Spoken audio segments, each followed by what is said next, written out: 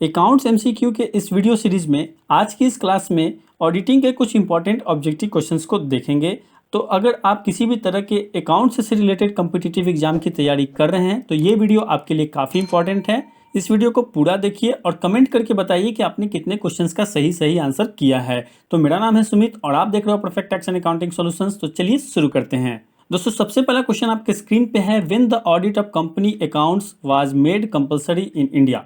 Option है आपके पास 1894, 1914, 1947 या फिर 1952। दोस्तों क्वेश्चन में पूछ रहा है कि इंडिया में कंपनी अकाउंट्स का ऑडिट करना कब कंपलसरी किया गया। तो दोस्तों इसका करेक्ट आंसर हो जाएगा ऑप्शन बी 1914। जी हाँ दोस्तों, 1914 में कंपनी अकाउंट्स का ऑडिट करना कंपलसरी कर दिया गया। चलिए नेक्स्ट क्वेश्चन दोस्तों, who can be an auditor. Option है आपके पास cost accountant, commerce graduate, law graduate या फिर नन ऑफ दिस। दोस्तों क्वेश्चन पूछ रहा है कि इनमें से कौन ऑडिटर बन सकता है। तो दोस्तों इसका करेक्ट आंसर हो जाएगा option D none of this. जी हाँ दोस्तों, सिर्फ चार्टर्ड अकाउंटेंट ही ऑडिटर बन सकता है।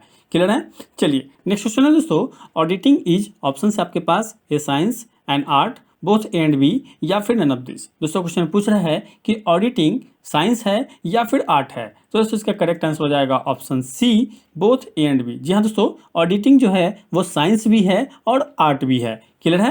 नेक्स्ट क्वेश्चन दोस्तों, where book keeping ends there. Option है आपके पास auditing begins, investigation begins, accountancy begins या फिर नन ऑफ दिस। दोस्तों क्वेश्चन पूछ रहा है कि बुक कीपिंग का कार्य समाप्त हो जाने के बाद क्या किया जाता है। तो दोस्तों इसका करेक्ट आंसर हो जाएगा ऑप्शन सी अकाउंटेंसी बिगिन। जी हाँ दोस्तों, जब बुक कीपिंग का कार्य समाप्त हो जाता है, आप सारे ट्रांजेक्शन्स को रिकॉर्ड कर लेते हैं, उसके बाद अकाउंटेंसी शुरू होता है।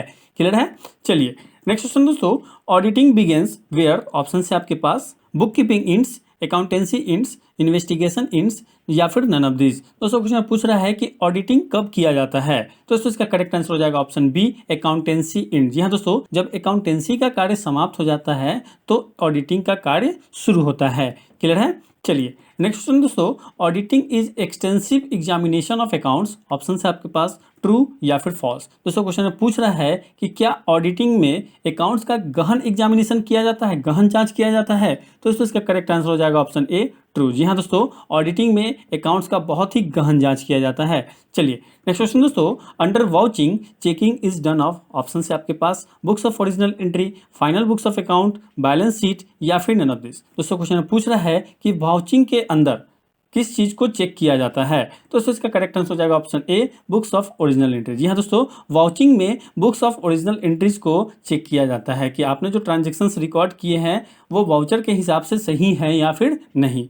नेक्स्ट क्वेश्चन है दोस्तों, audit which is done at the time of admission of a new partner is called. Option है आपके पास casual audit, management audit, partial audit या फिर नन ऑफ दिस। दोस्तों क्वेश्चन पूछ रहा है कि पार्टनरशिप में जब कोई नया पार्टनर ज्वाइन करता है तो उस समय कौन सा ऑडिट किया जाता है।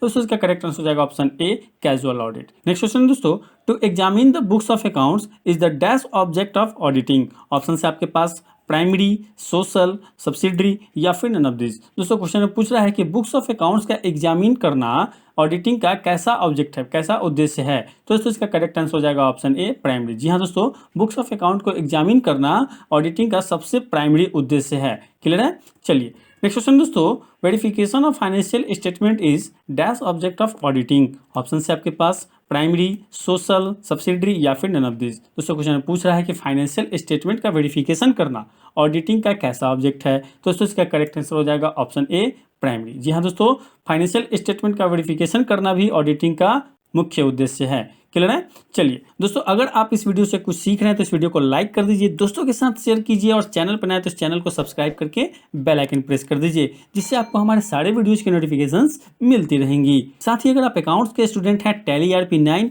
या टैली प्राइम सीखना चाहते हैं या इसी तरह के MCQs के वीडियो देखना चाहते हैं तो हमारे channel perfect tax and accounting solution पे चले जाइए। वहाँ पे आपको टॉपिक वाइज प्लेलिस्ट मिल जाएगा, जिसे देख करके आप अपनी तैयारी को पूरा कर सकते हैं। चलिए नेक्स्ट क्वेश्चन दोस्तों, when chartered accountant act of India was made. Option से आपके पास 1944, 1949, 1888 या फिर 1890। दोस्तों क्वेश्चन पूछ रहा है कि चार्टर्ड अकाउंटेंट एक्ट इंडिया में कब बनाया गया। तो दोस्तों इसका करेक्ट आंसर हो जाएगा ऑप्शन बी 1949। क्लियर है। नेक्स्ट क्वेश्चन दोस्तों, internal audit is done by. Option से आपके पास senior employees, honest and able employees और प्रोफेशनल ऑडिटर, मैनेजर्स या फिर नन ऑफ दिस। दोस्तों क्वेश्चन पूछ रहा है कि इंटरनल ऑडिट किसके द्वारा किया जाता है। तो दोस्तों इसका करेक्ट आंसर हो जाएगा option B, honest and able employees और प्रोफेशनल ऑडिटर। जी हाँ दोस्तों, ऑनेस्ट एंड एबल एम्प्लॉयज द्वारा या फिर प्रोफेशनल ऑडिटर द्वारा ही इंटरनल ऑडिट कराया जाता है। क्लियर है। चलिए नेक्स्ट क्वेश्चन दोस्तों, for every business accountancy is, option है आपके पास luxury, symbol of prestige, necessity या फिर नन ऑफ दिस। दोस्तों क्वेश्चन पूछ रहा है कि बिजनेस के लिए अकाउंटेंसी जो है वो क्या है। तो दोस्तों इसका करेक्ट आंसर हो जाएगा ऑप्शन सी, नेसेसिटी। जी हाँ दोस्तों, अकाउंटिंग करना बिजनेस की आवश्यकता है। क्लियर है। चलिए नेक्स्ट क्वेश्चन दोस्तों, auditor examine the arithmetical accuracy only. Option है आपके पास ट्रू या फिर फॉल्स। क्वेश्चन पूछ रहा है कि ऑडिटर जो है क्या अर्थमेटिकल एक्यूरेसी को ही सिर्फ जांच करता है। तो इसका करेक्ट आंसर हो जाएगा option B, false. Next question दोस्तों, एन ऑडिटर इज, ऑप्शन है आपके पास as blood hound, as lion, as watch dog या फिर एज स्ट्रीट डॉग। दोस्तों क्वेश्चन पूछ रहा है कि ऑडिटर जो है वो किसके तरह होता है। तो इसका करेक्ट आंसर हो जाएगा option C, as watch dog. Next question दोस्तों, continuous audit is suitable. Option है आपके पास for small institutions, for big institutions, for general institutions या फिर नन ऑफ दिस। दोस्तों क्वेश्चन पूछ रहा है कि कंटिन्यूअस ऑडिट किसके लिए सुटेबल है। तो इसका करेक्ट आंसर हो जाएगा फॉर बिग इंस्टीट्यूशंस। जी हाँ दोस्तों, बड़े बड़े ऑर्गेनाइजेशंस के लिए कंटिन्यूअस ऑडिट जो है वो बहुत ही सुटेबल होता है। छोटे इंस्टीट्यूशंस, छोटे ऑर्गेनाइजेशंस तो कंटिन्यूअस ऑडिट को अफोर्ड ही नहीं कर पाएंगे। नेक्स्ट क्वेश्चन दोस्तों, domestic use of official furniture is, option है आपके पास embezzlement of goods, embezzlement of labour, embezzlement of property या फिर नन ऑफ दिस। दोस्तों क्वेश्चन पूछ रहा है कि ऑफिशियल फर्नीचर का घरेलू उपयोग करना यानी कि पर्सनल कामों के लिए ऑफिशियल फर्नीचर का यूज करना क्या कहलाएगा। दोस्तों इसका करेक्ट आंसर हो जाएगा option C, embezzlement of property यानी कि प्रॉपर्टी का गबन कहलाएगा। क्लियर है। नेक्स्ट क्वेश्चन है, under balance sheet audit examination is done of, option आपके पास fix asset only, liabilities only, all assets and liabilities या फिर नन ऑफ दिस। दोस्तों क्वेश्चन पूछ रहा है कि बैलेंस शीट ऑडिट में किन चीजों का एग्जामिनेशन किया जाता है, किन चीजों का जांच किया जाता है।